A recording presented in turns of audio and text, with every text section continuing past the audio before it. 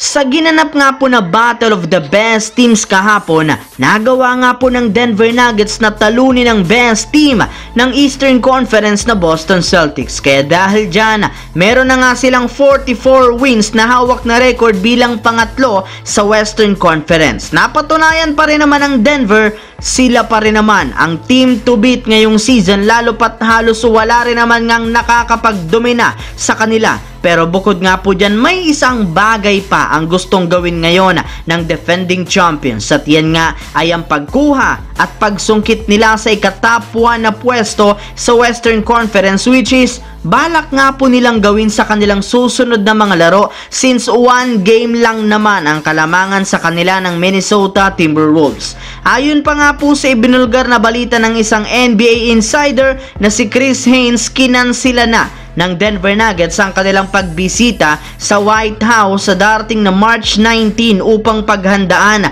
ang kanilang magiging bakbakan ng Minnesota Timberwolves. Samantala, dito naman sa ating susunod na pag-uusapan, syempre, noong nakarang araw nga, hindi pa rin naman nawawala ng pag-asa ang buong Golden State Warriors na makakapasok pa sila sa playoffs. Ngunit sadyang hindi rin naman pumapabor sa kanilang team ang kapalaran, gayong bukod nga sa pagkatalo nila sa kanilang huling game sa Chicago Bulls, nagtamo rin naman dito ng injury ang kanilang superstar na si Stephen Curry, na siyang posibleng maging rason para hindi makapaglaro sa susunod na laban, na isa rin namang masamang balita para sa kanila, since alam naman nga po ninyo na sobra silang nahihirapang manalo kapag out si Stephen Curry. Pero sa kabila nga po niyan, hindi pa rin naman ito dapat ipag-alala ang kanilang mga fans, gayong ayon nga sa isang analyst, meron pa rin naman ngang hawak na advantage ang Warriors ngayon sa West. Ano kaya ito? Well, unang-una ay ang katotohanan na mas nauuna nga po sa kanila ang ibang kupunan ng 2 to 3 games, kaya magagawa nga po nilang makapag-adjust sa susunod na laro. Bukod nga po dyan, hindi rin naman nga ganun kalakasan ang kanilang mga susunod na laban, kaya posibleng maging sapat pa ang kanilang lineup ngayon upang makakuha ng panalo sa mga susunod na laro ngayong regular season.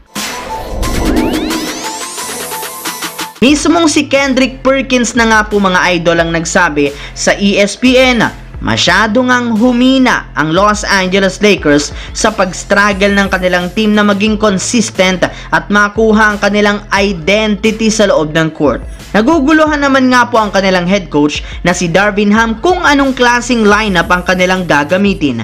Hindi rin naman nga masyadong naisasaayos ngayon ang kanilang rotation, especially ang kanilang bench. Sa katunayan, isa nga ang kanilang team sa may pinakamahinang bench sa buong NBA, gayong masyado nga silang nakadepende sa kanilang starting lineup. Yes mga idol, bagamat man kayang makipagsabayan ang kanilang mga starters sa kanilang mga laro, kinukulang pa rin naman sila dito, since hindi man lang makasabay ang kanilang mga bench players, kagaya na lamang ng nangyari sa kanilang pagkatalo noong nakarang araw laban sa Sacramento Kings. Kaya nangangahulugan lamang nito, kailangan na nga po ng Lakers ng at least isang player na magbubuhat sa kanilang second unit, at sa kabutihang palad, mukhang magkakaroon na rin naman sila ng ganong player na nalalapit ang pagbabalik ng kanilang point guard na si Gabe Vincent. Ayon nga po sa ibinulgar na balita ng isang NBA insider, sa mga manlalaro nga po ng Lakers na nagtamo ng injury,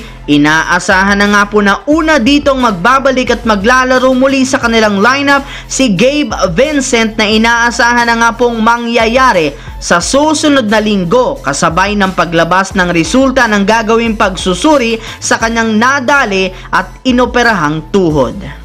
So yun lamang mga idol ang ating bagong video. Once again, this is your J-Zone TV. Huwag kalimutang mag-like at syempre mag-subscribe. Pindutin ang notification bell sa akin channel para lagi kayo maging updated sa mga videos na pinapalabas ko.